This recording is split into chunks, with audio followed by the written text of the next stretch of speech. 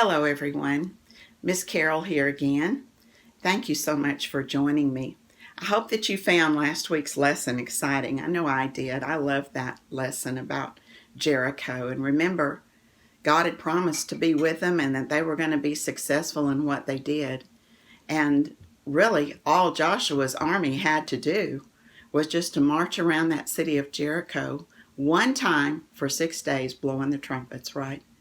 But on that seventh day, they were to march around it 7 times, weren't they? And then they blew the trumpets. Joshua said, shout, and the people shouted, and those walls came tumbling down. Not because the people shouted, not because the trumpets were so loud, but because that was God's instruction. God is the one that tore those walls down, wasn't he? All right, so the walls came down. They were able to walk into the city and destroy everything in it, just like God said. But if you remember that scarlet rope hanging out of that window, the spies had promised Rahab, because she saved their lives. He had promised Rahab, our lives for your life. And so she had brought her family, everyone into her house, and they saved her and brought her back to their camp. And she ended up marrying, remember, she married an Israelite named Salmon, and they ended up having a son who had a son who had a son, all the way until we come to the New Testament to a man named Joseph, who was the son born, and he's the one that married Mary, the mother of Jesus. So God honored Rahab, didn't he, for what she did, for her courage in saving those spies. So the Israelites did everything just like God promised, and that's why he gave them that victory. So now they're ready to continue forth, taking over that land, that promised land. But there may be a problem they're not aware of. Wonder what it could be. Let's reread what they were supposed to do when they went into that city of Jericho. In chapter 6, verse 18, it said, "But keep away from the devoted things, so that you will not bring about your own destruction by taking any of them. Otherwise, you will make the camp of Israel liable to destruction and bring disaster on it. All of the silver and gold and the articles of bronze and iron are sacred to the Lord, and they must go into his treasury." Now, normally when soldiers took over a city or land, they were able to keep everything that they found while they were there. But God said, not this time. This time I want all of those things to go into the treasury of the Lord. All right? So that was their orders. And so we're going to read in chapter 7, verse 1, something that happened that no one else was aware of. "But the Israelites acted unfaithfully in regard to the devoted things, because Achan, who was from the tribe of Judah, took some of them. So the Lord's anger burned against Israel." Oh my goodness. Joshua's not aware of that, right? Everything looked to be perfect. But let's keep reading. "Now Joshua sent men from Jericho to the town of Ai. Go up and spy out the region." So the men went up and spied out the city of Ai. When they returned to Joshua, they said, "Not all of us will need to go up against Ai. Send 2,000 or 3,000 men to take it, and don't bother all the people, for only a few men are there." So about 3,000 men went up, but they were chased out by the men of Ai, who killed about 36 Israelites. They chased the Israelites from the city gate as far as the stone quarries and struck them down on the slopes. First of all, let me go back and show you. Achan has some things that he took, and what's he seem to be doing with them? He's burying them. He's burying those things. All right. But here's the Israelites. So they think this is going to be simple. Not very many men in the town of Ai. Just send 3,000 men, we'll be fine. So Joshua sends the men. But what happens? They come charging out of the city, attacking the Israelites, chasing them down, and 36 of them are killed. And at this, when the Israelites learned of it, their hearts melted and became like water. I mean, God promised them victories, right? So I can imagine why they're confused. What could have gone wrong? We marched around the city. We did everything you said to Jericho. Why? Why is this happening? And Joshua tore his clothes, and he fell face down before the ark of the Lord. And he stayed there till evening. And the elders of Israel did the same. And they sprinkled dust on their heads, which showed great sorrow. And Joshua said, O sovereign Lord, why did you ever bring this people across the Jordan, only to deliver us into the hands of the Amorites to destroy us? If only we had been happy to stay on the other side of the Jordan. Oh Lord, what can I say now that Israel has been chased by its enemies? The Canaanites and the other people of the country will hear about this, and they will surround us and wipe out our name from the earth. What then will you do for your own great name? The Lord said to Joshua, Stand up. What are you doing down on your face? Israel has sinned. They violated my commandment. I told them to keep it, but they have taken some of the devoted things from Jericho. They have stolen. They have lied. They have put them with their own possessions. That is why the Israelites cannot stand against their enemies. They turn their backs and run because they are now liable to destruction for what they have done. I will not be with you anymore unless you destroy whatever among you is devoted to destruction. You know, Joshua, he just couldn't believe it. Why is this happening? I don't understand it. I don't understand what went wrong. God says, well, one of you didn't obey me. He said, call everyone together. Call the whole assembly together. I want you to get them by their tribes, the 12 tribes. And then I'm going to tell you which one is guilty. So Joshua gathered them together and called them tribe by tribe by tribe. When the tribe of Judah was called forth, God said, that's the tribe. So the tribe of Judah came forward, and then they went clan by clan, family by family, man by man, until God chose a man named Achan. All right, we know about Achan, don't we? God saw what he did. No one else may have, but God did. He forgot. He forgot. God's everywhere. He sees everything. We can't hide from him. So Joshua says to him, and let's just look at that in Joshua 8, starting in verse 19.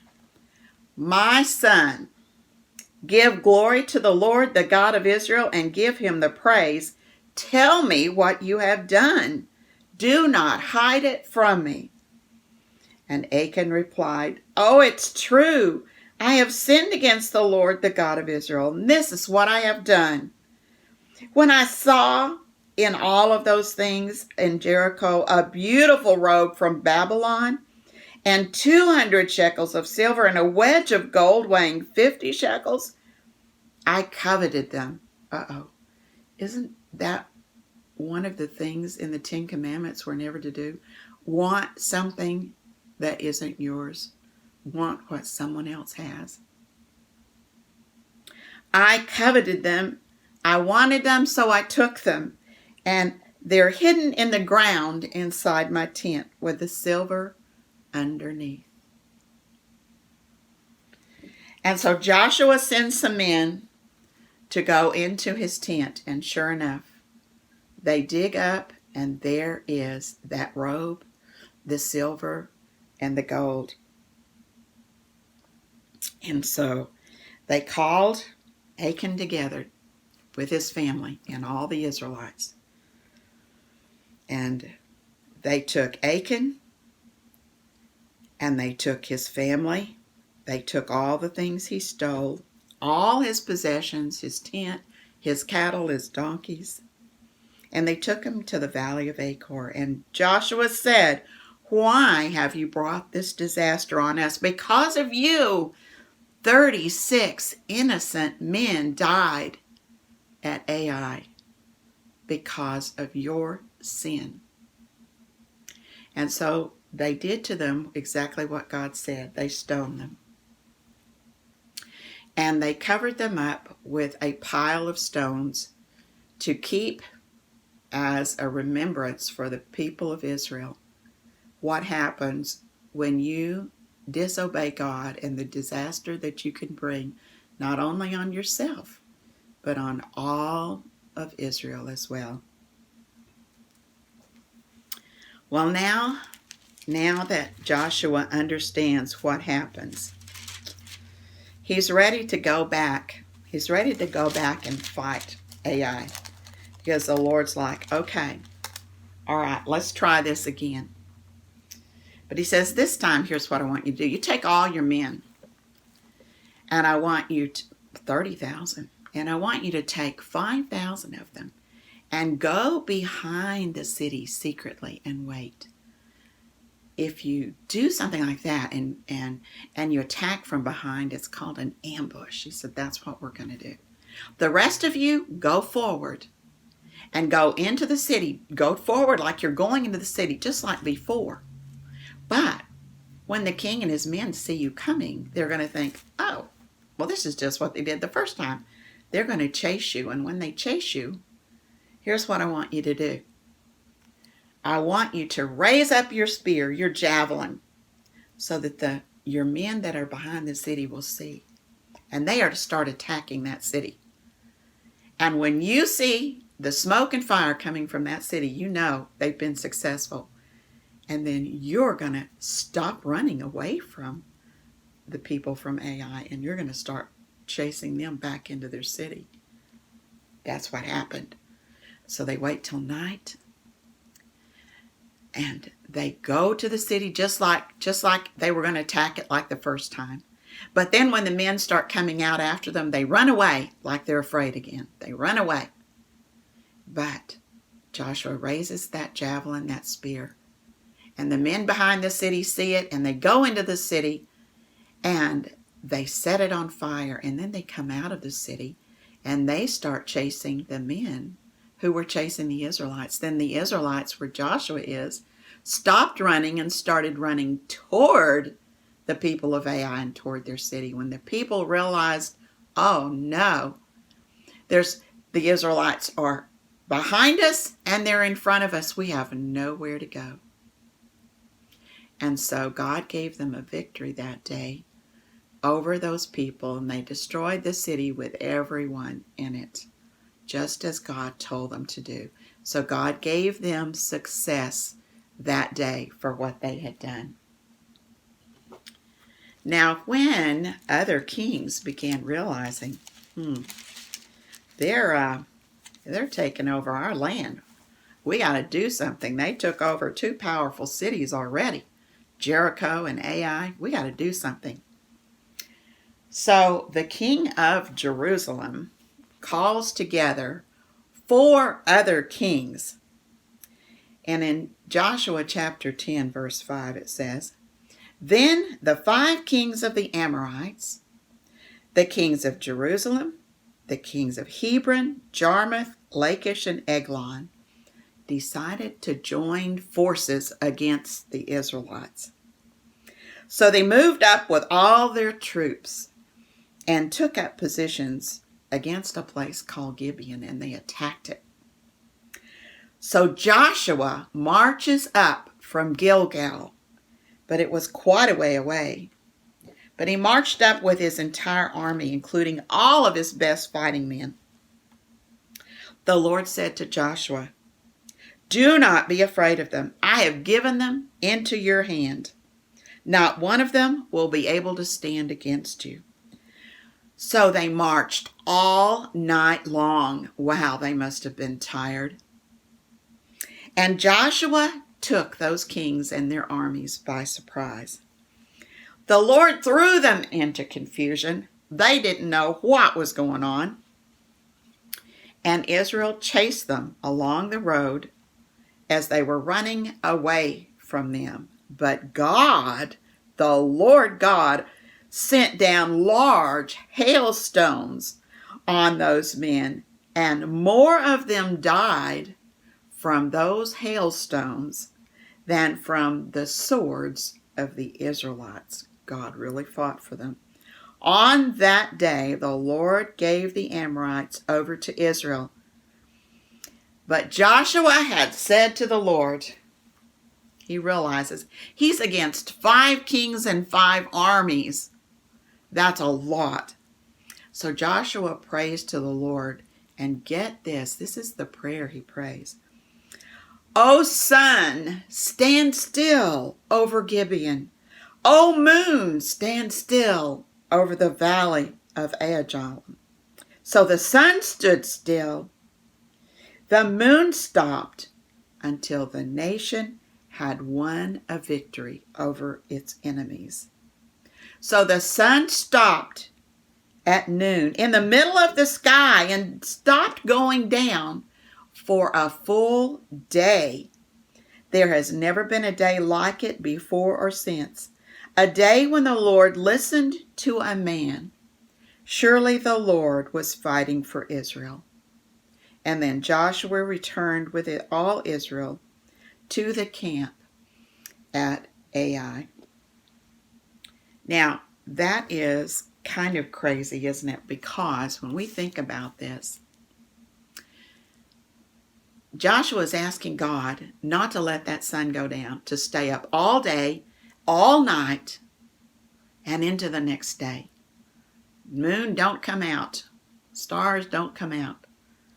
And God did it. And historians can go back and see where an extra day had been added in time at that particular day. And if they didn't believe in the Bible, they don't really understand why. But we know why, don't we? Well, those 5 kings managed to run away. I mean, how brave are kings? Well, they left their men fighting and they ran and hid. They ran and hid in the cave, and the Israelites were told, those 5 kings from Jerusalem and all of those places, they're hiding in that cave. So Joshua and his men go, and they get them out of the cave, and they kill them too. And then we learn that there were a total of 31 kings that were killed by Israel on the west side of the Jordan. Remember the 2 kings they had killed on the east side over here when Moses was still alive. That king of Og, who was a giant, and the king of Sihon, the king of the Amorites on the eastern side.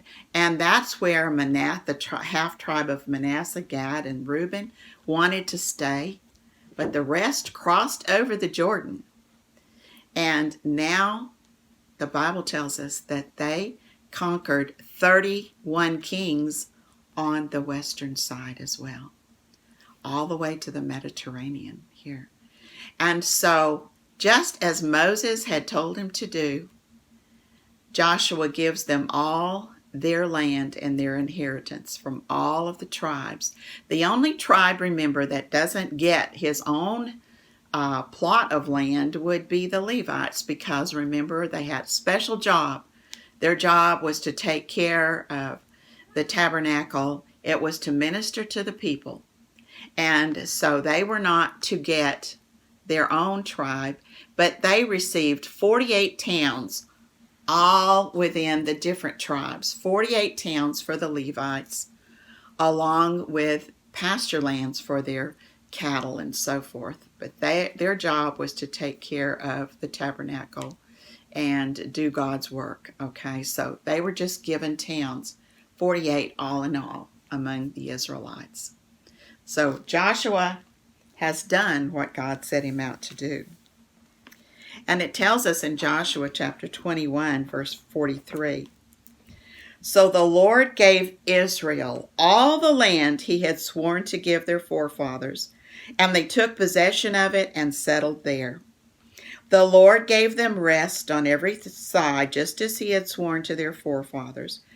Not one of their enemies withstood them. The Lord handed all their enemies over to them. Not one of the Lord's good promises to the house of Israel failed. Every one was fulfilled. So God took care of them, completely took care of them, just as he promised. So now Joshua gathers the people together one last time. And he says, now I'm about to go the way of all the earth. In other words, he says, I'm about to die. You know with all your heart and soul that not one of all the good promises the Lord your God gave you has failed. Every promise has been fulfilled. Not one has failed.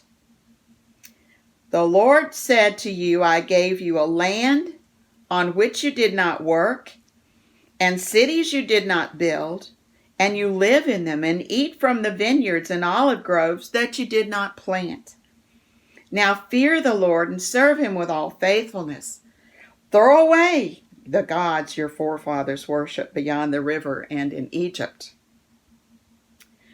and serve the Lord only.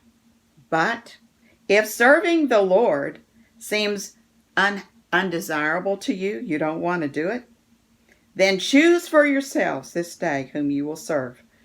Whether you're going to serve the idols, the gods that you serve beyond the river, or whether you're going to serve the idols, the gods of the Amorites, in whose land you are living. But as for me and my house, we will serve the Lord. And I don't know about your house, but we have that hanging in our hallway, because I think that's very important to say aloud and to look at all the time. As for me and my house, we will serve the Lord. And the people said to Joshua, we will serve the Lord. And Joshua said, you are witnesses against yourselves that you have chosen to serve the Lord. And they said, yes, we are witnesses. Now then, said Joshua, throw away the foreign gods, those idols that you have among you, and give your hearts to the Lord, the God of Israel. And the people said to Joshua, we will serve the Lord our God and obey him. Then Joshua sent the people away, each to his own land that he inherited. And after these things, Joshua the son of Nun, the servant of the Lord, died at the age of 110 years old. And they buried him in the land of his inheritance, in the hill country of Ephraim. And Israel served the Lord throughout the lifetime of Joshua and the lifetime of the elders who outlived him and who had experienced everything that the Lord had done for Israel. And Joseph's bones, which the Israelites had brought up from Egypt, were buried at Shechem, in the land that Jacob had bought hundreds of years earlier for 100 pieces of silver from the sons of Hamor, the father of Shechem. And this became the inheritance of Joseph's descendants. And Eleazar, son of Aaron, died, and he was buried at Gibeah, in the land that had been given to Phinehas, his son, in the hill country of Ephraim, and Phinehas became the new high priest. So Joshua's gone now, he's dead, but as long as the elders that were still alive were living, they obeyed the Lord. And isn't it interesting? Remember when Joseph died, he said, don't leave my bones here. Take my bones with you when you leave. I know God's going to rescue. Take them and bury me back in that land of Canaan. I don't want to stay here. And Moses took his bones, but they just now got all of this land, and they just now got their inheritance. And now they were able to bury Joseph's bones, but they carried his bones with them all through the wilderness wanderings. And now they're able to finally put his bones in a final resting places. Okay, so Joshua's gone. All the elders are gone. Eleazar the priest is dead. Phinehas, his son, is taken over. And we're going to find out what happens to the Israelites next. Are they going to stay faithful to the Lord now that He has given them their promised land? Are they going to be so thankful forever that they're going to worship Him forever? Well, we'll just have to wait and see, won't we?